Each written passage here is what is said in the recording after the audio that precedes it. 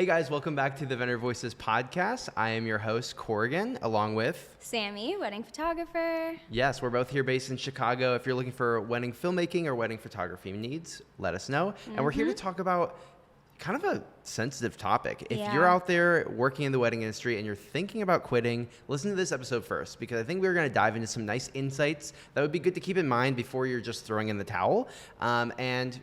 We're excited to get into some of our personal stories as well as kind of how we're overcoming some challenges. Yeah. Without further ado, let's dive in. Let's dive in.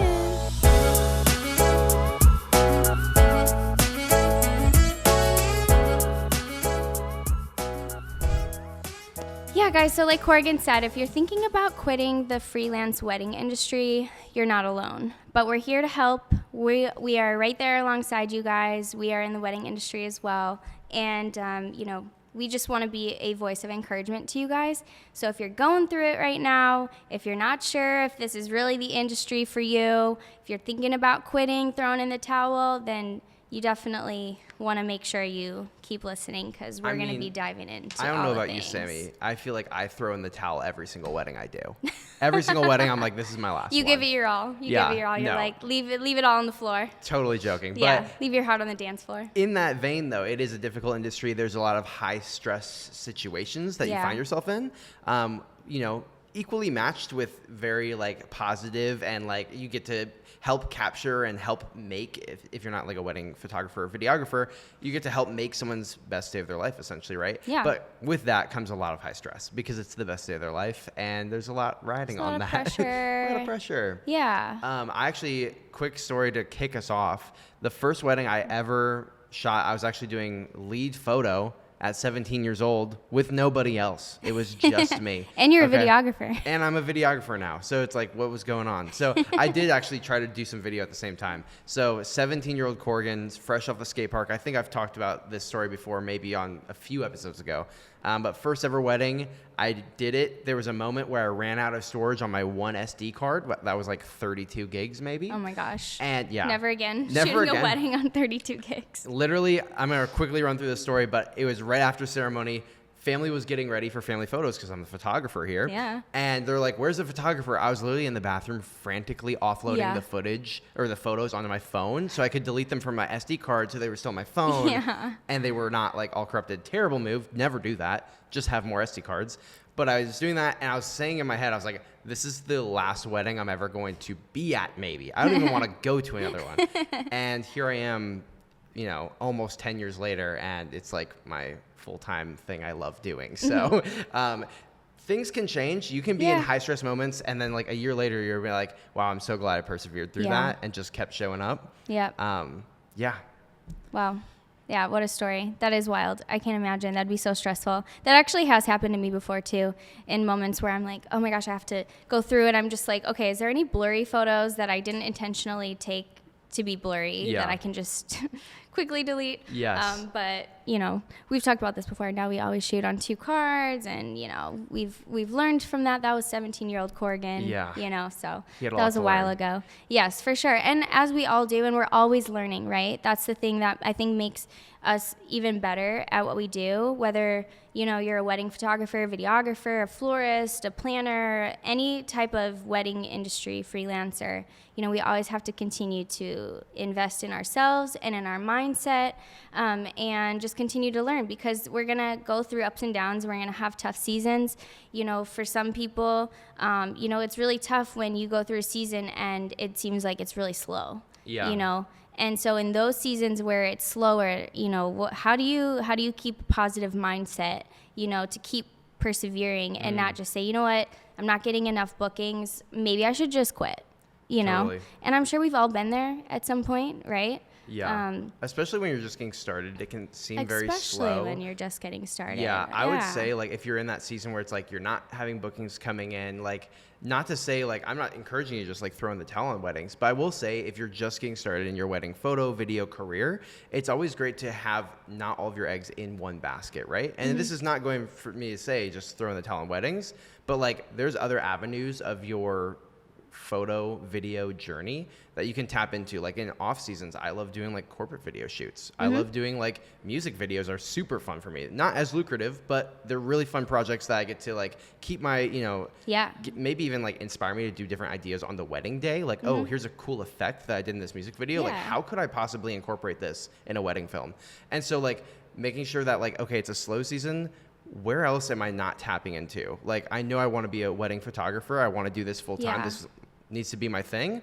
But if it's a slow season, like, don't jeopardize your like financial safety just because you're like, oh, I definitely need to do this full time. Make sure you're checking out all your other avenues in those slow seasons while you build up your career. For sure. Yeah. I mean, there's a lot of wedding industry professionals I've met out there who work a full-time job and then they photograph or video weddings or, this episode isn't just for photographers and videographers, like we said. So all industry professionals. But of course, we speak to that quite often because that's what we know. But, people will find that, when things are slower, it's a really good time to pour into yourself and to work on the back end of your business. Yeah. It can feel discouraging and maybe at times you're like, oh my gosh, am I failing? But actually take it as a blessing. If you're slow right now and you're not getting as many bookings, take a moment to sit down this week and breathe and give yourself grace because it's a season. Yeah. Photography and videography especially, it's kind of seasonal. Weddings are seasonal. Super seasonal. Especially in the Midwest where we're at right now. And so, take that time, look at your website. Maybe your website needs to, be updated. When's the last time you updated it with some of your best work that you're really proud of? Yeah. Or when's the last time you updated your Instagram? When's the last time you updated your logo or your branding? Or when's the last time you updated your contact form? Is it working? What if your contact form's not working? That's happened to me before where the I clicked contact me and it didn't go anywhere. And I was like, ooh, I got to fix this. No one's contacting me. Yeah, I'm like, no one's not contacting me. Yeah. So, take that time to, instead of beating yourself up on what am I doing wrong, take a look at what you've already done and try to build on that. Yeah, that's a big misconception. It's like wedding photo video work is not just taking pictures, taking videos, and editing those things. Like, there's a lot to do on the back end. So, there is. It's a business. That really is like what translates into getting more clients is making sure your website's polished, making sure your contact form works. Like, that's a huge thing. If you're not getting contacted, check your contact form. Yeah. It might be that. Do you have a contact form? Yeah, if you don't, make sure you have one. I mean, it's surprising. Some people are just, on their website just has their email or their phone number. It says contact me. Yeah. And that's fine, but the easier you can make it for people to reach out, the better. The easier, the better. Yeah. No, totally. And I think you mentioned this in your last little block of great hints and tips that you're giving out. But a lot of people do wedding photography alongside a full-time job. It's honestly one of the most flexible jobs you could possibly have. It's like, weekends, most people have weekends off. So it's like, it's super easy to do like, a traditional 9-to-5 even alongside wedding photography while you build up your business. Yeah. And when the wedding is going to be, typically, 6 to 12 months maybe longer. Yeah. So in the off chance you have like a Friday or Thursday wedding, even like you can take PTO or take time off way in advance. Yeah, so for sure. It's definitely, if you're getting started, sometimes it might be smarter to like, ramp it up instead of just diving in the deep end. Yeah. There's definitely a cool thing about diving right in, but it's like, if you don't have those bookings to back it up, it's so smart to have like some way to just do it like a slow, it's all about like patience, I feel like in business. You never want to get rich quick because that doesn't tend to last, right? Yeah. Same goes with like building a business quick. Mm-hmm. Like you might just have 3 good seasons then. Like you want to build something that will last, hopefully the rest of your career. For sure. So, and with that being said, you need to have good systems in place. You know, you have to have, good, like admin skills. You got to be able to keep yourself organized, and that's tough. I mean, it's, as a creative, that's tough. It doesn't come naturally for a lot of us creatives to be just super hyper organized, and I'm not an email sender. No, I really I apologize to all of you, but I really don't like sending emails.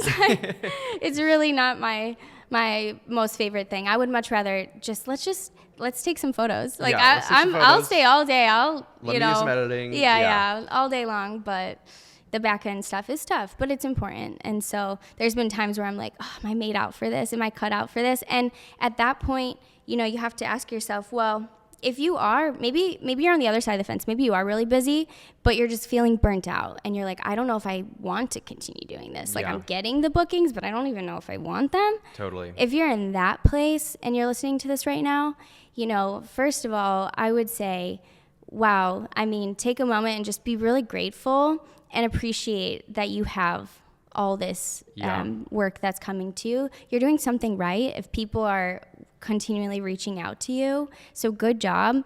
But second of all, you know, if you're feeling a little bit burnt out, maybe it's time, if you're in a place financially where you can bring on some extra help, maybe you bring on an assistant to help with some of the bookings and sending contracts and invoices and the stuff that maybe is causing you to feel burnt out. Totally. I know for me, I get lost in that sometimes because I'm like, I would much rather be there on the day and, you know, on the wedding day and take the pictures and create this experience. And I'm a photographer. That's what I love to do, take pictures, right? Yeah. I would also say if you're feeling burnt out because you do have too many weddings and you're like, man, I did 30 plus weddings this year. Yeah. I cannot do this next year.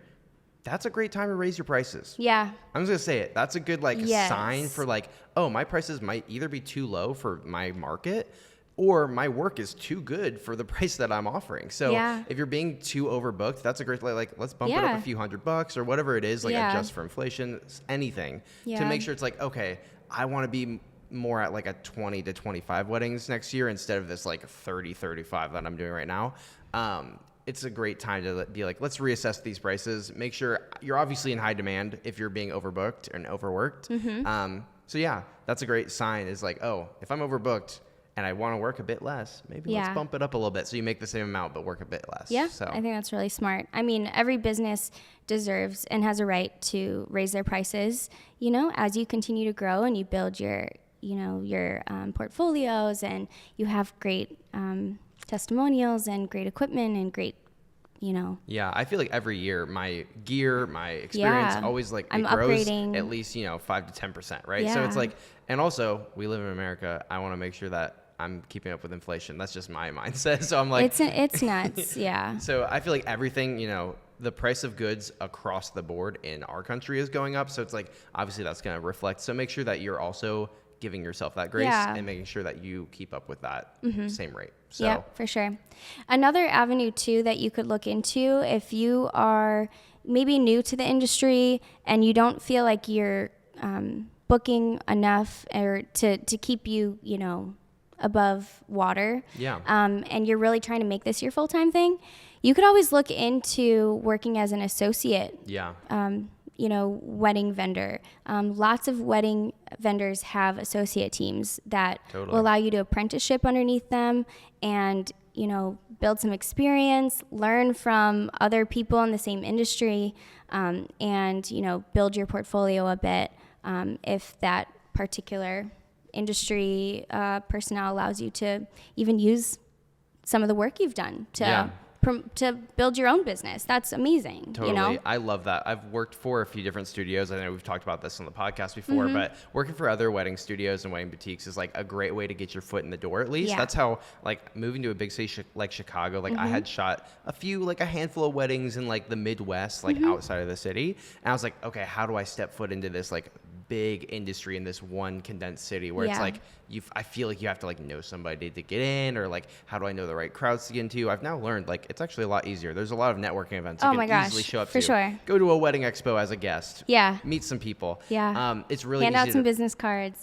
print some business cards. It's pretty easy to kind of bootstrap it yourself. But again, there's these I would always suggest work alongside a small company that's just maybe it's one or two photographers and they're like, hey, if you need a third for some second shooting work, get in with a nice small group that you already see working well together that you might vibe with. Yeah. And that's a great way to kind of build close relationships with other professional photographers and, again, build that portfolio and Absolutely. get more comfortable in the wedding day. Yeah, that's for sure. I think that was the biggest thing for me when I first started out in weddings. I remember the first couple weddings I did were actually my own bookings, and they were just for some friends or some referrals from a friend that, it was all kind of close-knit. Yeah. But when I started really getting into weddings, I started working for a wedding photography agency. And I remember the first wedding I showed up to, I was kind of nervous because I'm like, okay, this isn't my own wedding, and I'm still kind of new to weddings. So, there's nerves, right? Yeah. And I remember the lead photographer who was shooting with me that day, I was assistant shooting. Yeah. And she was just super calm. I mean, she was like, I texted like, I'm here 15 minutes early. And she was like, okay, great. I'll be there at the time that she was supposed to be arriving. Yeah. But I was there early because I was so nervous. And then she was rolled up and she was just calm, cool, collected, confident. She knew exactly what she, was going to do. Like she had her whole timeline. She might have done this the day before. Yeah. I mean, yeah, she probably did. I mean, and so she was just had that confidence. I was like, man, I want that. I want to be so cool, calm, collected like that when I show up to a wedding as well. Totally. And I'm like, but it also allowed me to realize, I can be like that. Totally. Because she's the lead photographer today and she's chill. Yeah. And there's much more pressure technically riding on her shoulders. Yeah. So I'm like, okay. So, having a good mindset is so important when you walk into, whether it's the wedding day or an engagement session or a discovery call, have a good mindset going into it and, have confidence. You may be new, you may have 10 plus years of experience wherever you're at, just be proud of, the hard work you've put in to be able to get to this point, to get on a discovery call, somebody is interested in your work. So show up with, confidence. Yeah, I would say also if you're getting discouraged, I feel like we live in a time right now where everything's online, right? Like your portfolios, you're online. Yeah. We live on Instagram, especially in the wedding industry, it's all on social media. It's so important to keep in mind where you came from when you're starting. So make sure that when I'm thinking of my progress, I'm not looking at Korrigan's progress versus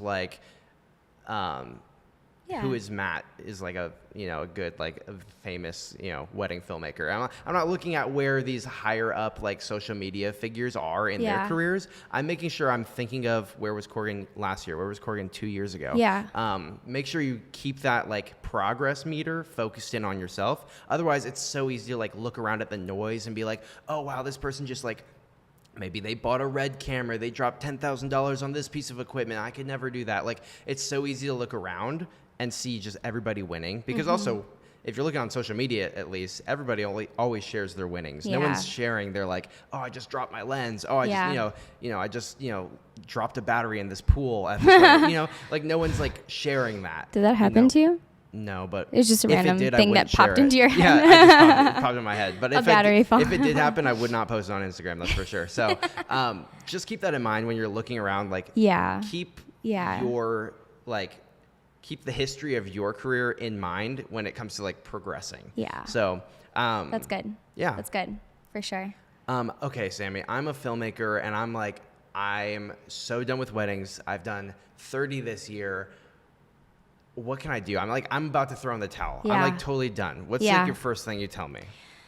Well, first thing, before I would tell you anything, I would ask you a couple questions. Oh, also, I'm a photographer. We're gonna do this. This is we're gonna do a role playing. Yeah. Real quick. I'm a photographer telling you this. Yeah. And I'll have you do the filmmaker part. Okay. So I'm a photographer. I'm so done with weddings. Yeah. I'm over this. My character is overbooked. Okay.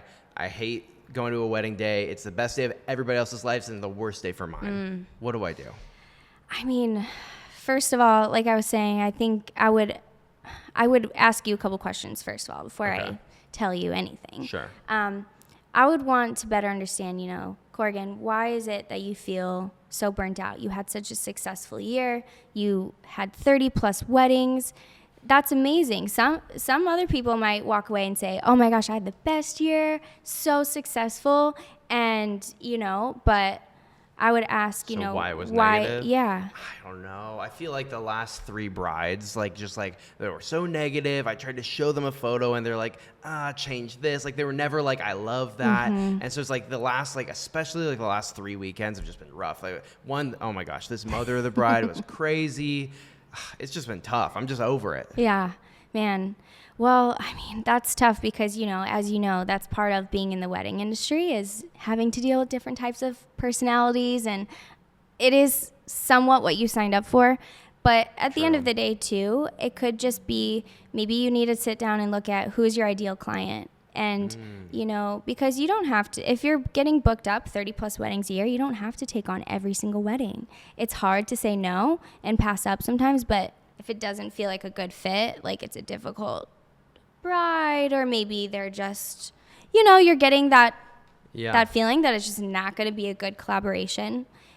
That could save you a lot of time and like frustration potentially. Yeah. But sometimes you just don't know that until the day of. It's just like maybe something is just, I don't know. Well, thanks. I think next year I'm gonna book like 20 weddings. Yeah, maybe sure just book they really less. Align with my brand. Yeah, I think that's a good idea. Yeah. Take on less. Maybe raise your prices. I would ask, what are you currently charging? $500. Oh my goodness. Well, that's a problem. No wonder you're burnt out. Poverty. Yeah, you're working weddings. Yourself. You're basically making pennies per hour, so no wonder you're burnt out. Yeah. And every wedding's a 16-hour wedding. Oh. It's crazy. Oh my gosh. Okay, so what I would say to a filmmaker who's like, I'm just burnt out. What would you say? I would say, especially if it's like a wedding filmmaker who's just like, I'm doing like 30 plus weddings a year, and I just like hate weddings. I'm editing this, especially if they edit as well. I do wedding editing as well as filmmaking. And that sometimes takes longer than the actual wedding day itself, right? Most times it takes longer than the wedding day. But that's important to realize. If you're a bride listening to this and you've made it this far in the episode, I hope you guys caught that, because that's really important to realize. Yeah, the back end work is definitely more than just being there on the day. There's a lot that goes into it. So keep that in mind also when you're looking at like wedding filmmaking pricing. It tends to be higher because it is very intensive on the back end. Is the main thing. So I'm a filmmaker and I'm like overworked. I'm editing all my weddings. And I'm sick that it seems like I'm editing the same video every week or something like that. I would definitely tell that filmmaker to take a step back. I feel like all these kind of come for like taking the step back and kind of like looking at it with a different mentality. Think about where you were 2-3 years ago. Yeah. And then also look at different avenues. Look at some different inspiration. Go to a workshop. I love wedding workshops. If you haven't done one yet and you're in the industry, look into like if there's like a photographer or videographer you aspire to like be like. They might offer a course. A lot of those times, I'm not gonna like endorse any courses right now, not sponsored, but I've been hearing a lot in the industry of friends of mine taking courses and having a lot of success.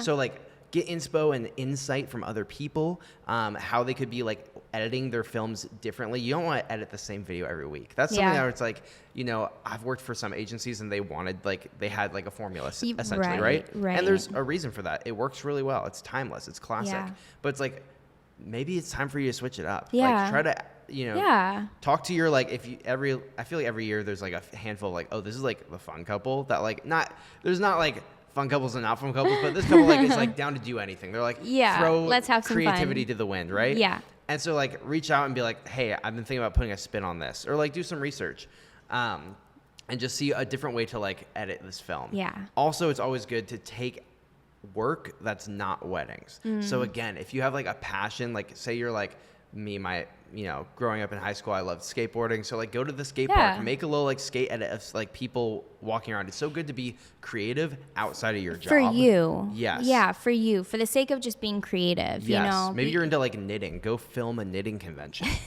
That'd be amazing. For like a pro knitter, someone who's been. Sure, if you're passionate about knitting, why not? Yeah, just to like mentally take a break from like editing just weddings. Yeah. Or, it's always, I'm thinking of like go out and make a footage of this. Maybe just go to a knitting convention. Don't even film it. Like just make sure that you're giving your brain a break. Yeah. It is important to give yourself a break. Yeah. You don't want to just always be behind the camera or always in front of the computer. Yeah. So make sure that you're doing enough of that. If you're feeling burnt out, really enjoy the off season and make sure that you're being fulfilled in that time. For sure. Take time to go vacation somewhere. It's tough for us during busy season to leave for the weekend because we might have a wedding on Saturdays. We can't leave Friday, you know? Yeah. Or we might have a wedding on Sunday, so can't leave for the whole weekend, you know? Yeah.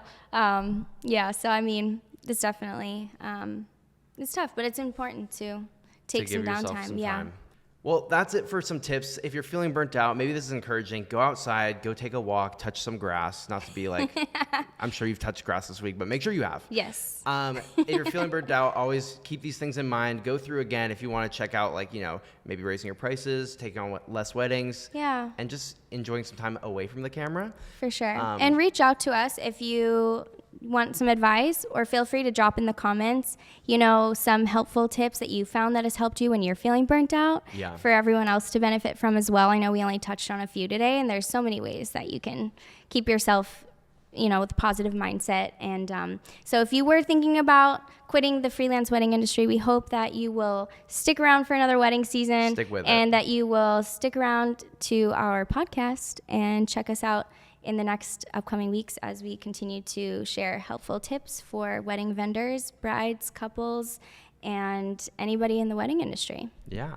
Well, Sammi, where can they find you? And if they want to book you, if you're not too burnt out, where can they reach out? I'm feeling great. I'm not feeling burnt out. Feel free to reach out.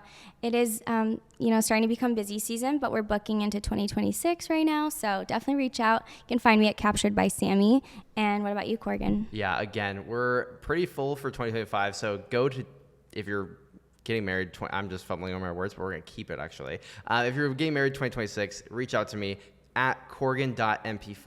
Or you can also reach out to the Vendor Voices as well. Yeah, Vendor Voices. We've actually been loving booking couples through the podcast. Yes. Not to like out it as like a way to totally contact us for weddings, but it's actually been really fun to like, if you want to. Yeah, if you want photo and video and you want to book us together, book the dream reach out team. through the Vendor Voices. Yeah, just you know, hit us up.